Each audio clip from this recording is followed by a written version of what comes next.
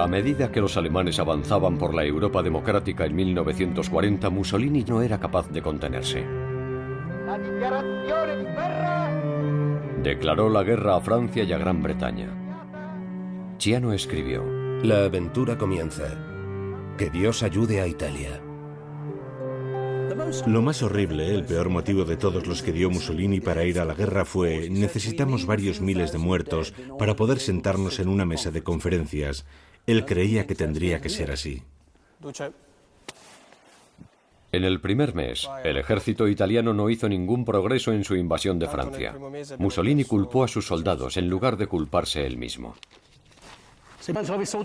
Lo que me falta es el material. Incluso Miguel Ángel necesitaba mármol para hacer estatuas. Si solo hubiera tenido arcilla, no habría sido nada más que un alfarero. Mussolini planeaba llevar una guerra paralela en alianza con Alemania. Mientras Hitler iba tomando territorios al norte de los Alpes, él los iría tomando por el Mediterráneo.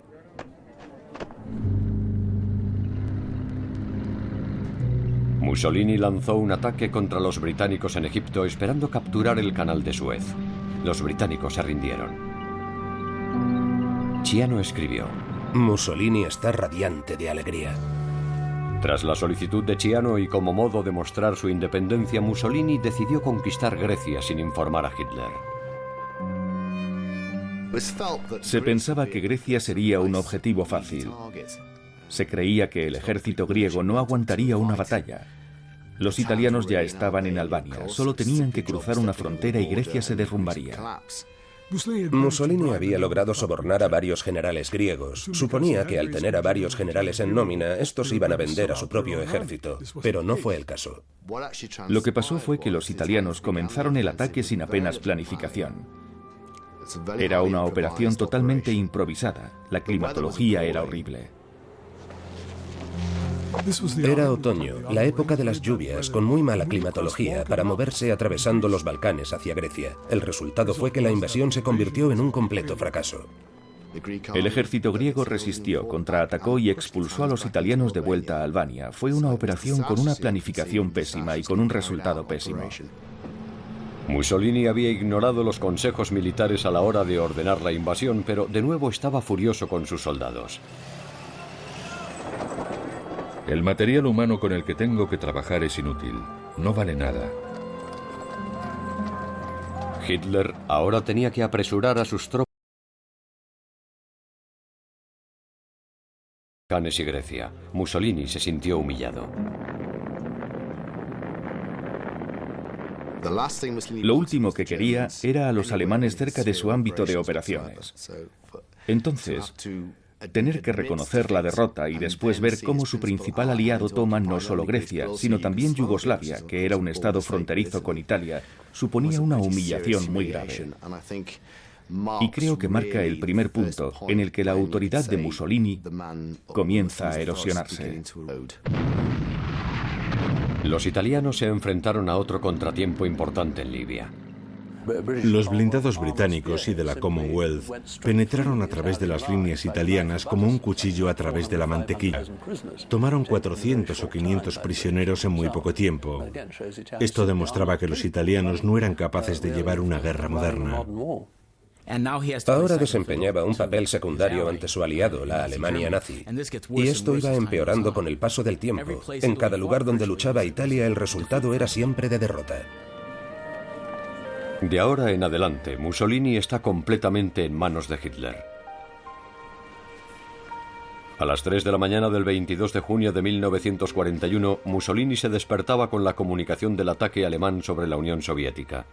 No había habido ningún tipo de consulta ni aviso. Mussolini se sentía enfadado y humillado.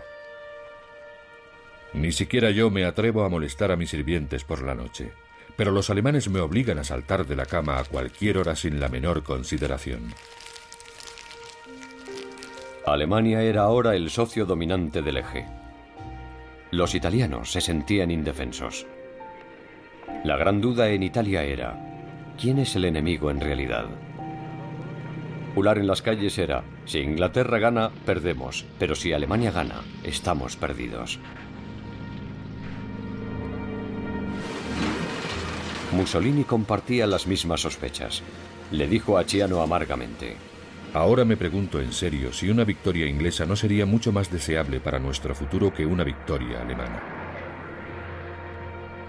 Por toda Italia había una gran escasez de comida. Pero Mussolini no sentía ninguna simpatía por su hambriento pueblo.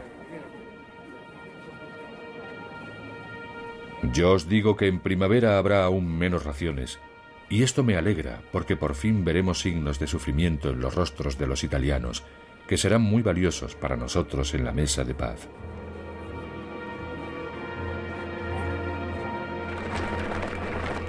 Para ganarse el favor de Hitler, Mussolini envió 230.000 soldados mal equipados para unirse a la invasión alemana de Rusia. La policía secreta informaba de un aumento de la ira tras los continuos desastres militares.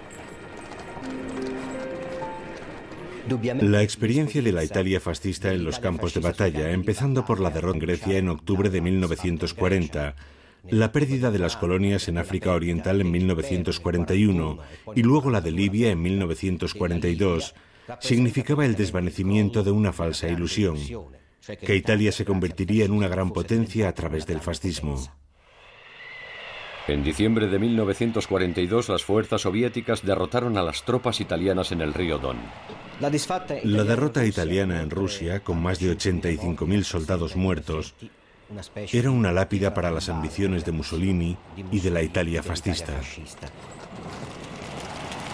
1943 comenzó de manera desastrosa para el eje Roma-Berlín, con la catástrofe de Stalingrado, con la retirada en todos los frentes del norte de África y con la caída de Trípoli. Chiano aún admiraba a Mussolini, pero sabía que tenía que irse. Creo que en un futuro próximo será necesario entregar todo el poder a los militares. Pero Mussolini despidió a Chiano por oponerse a la alianza con Alemania. Mi marcha fue cordial, de lo cual me alegro, porque me cae muy bien Mussolini. Le admiro muchísimo y echaré mucho de menos mi contacto con él.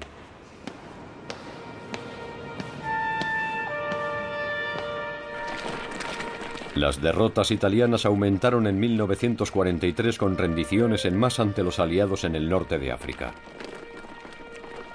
Cuando las fuerzas aliadas aterrizaron en Sicilia, 12.000 más se rindieron sin efectuar un solo disparo. 3 años de desastres militares habían destruido las bases del fascismo italiano. Por fin, el 25 de julio de 1943, Mussolini fue derrocado por un grupo de fascistas que luego le entregaron el poder constitucional de vuelta al rey. El Duce, el dictador de hierro, era un hombre roto. Casi se podría decir que estaba deprimido, tal vez no clínicamente, pero creo que había algo de apatía en su conducta. Creo que en ese momento sintió que había perdido la partida y que su caída era casi inevitable. Para horror de Mussolini, uno de los líderes de la rebelión era Chiano, su mismísimo yerno que había estado de su lado como ministro de Exteriores durante 6 tumultuosos años. Esto puso en marcha una terrible tragedia familiar, un eco de la tragedia nacional que estaba a punto de cernirse sobre Italia.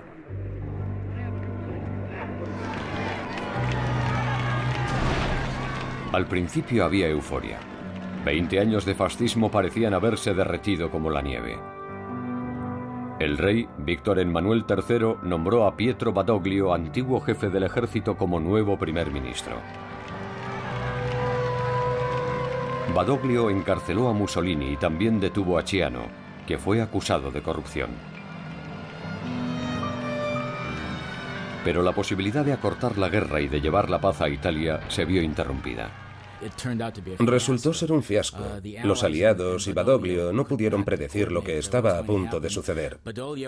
Badoglio y el rey se retiraron y dejaron Roma para dirigirse hacia el sur. Antes de ponerse en manos de los aliados, el rey anunció que Italia había cambiado de bando. El ejército italiano y el país completo cambiaron en una noche, la del 8 de septiembre, que ahora se conoce en la historia de Italia como la catástrofe. Italia estaba traumatizada. Los alemanes se movieron rápidamente para tomar el control del país. Algunos italianos, enrabietados por la rendición del rey, lucharon con los alemanes. Otros estaban encantados de unirse a los aliados.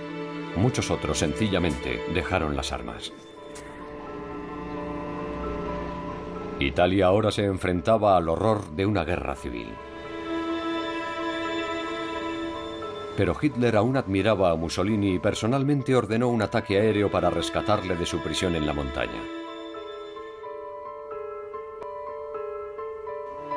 Hitler puso a Mussolini como jefe de un nuevo gobierno fascista, la República Social Italiana o República de Salò, en la Italia del norte ocupada por los alemanes. Eran marionetas, el gobierno era un títere según el cual Mussolini técnicamente gobernaba el país, pero en realidad seguía órdenes de los alemanes. A medida que Italia se hundía en el caos y en una guerra civil, la familia Obaccia huyó de Turín y se dirigió a un hotel cerca de la frontera suiza. Con Ettore estaban su mujer Nela, su hijo Ricardo y su hija Elena.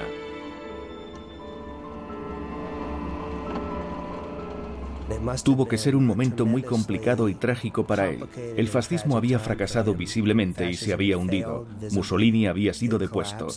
Y los sueños de grandeza no se habían correspondido con la realidad.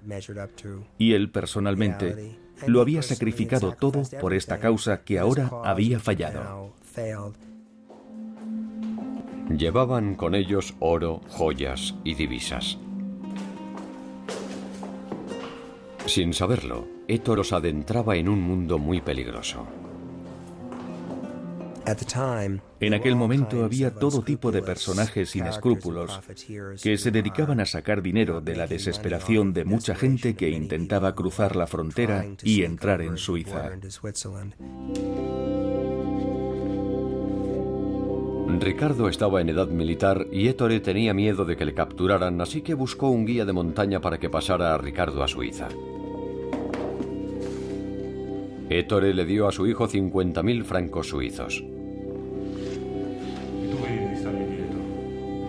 Unos días después, los Obaccia estaban disfrutando de una comida juntos hasta que unos miembros de la Gestapo se sentaron cerca de ellos. La tensión llenaba la sala.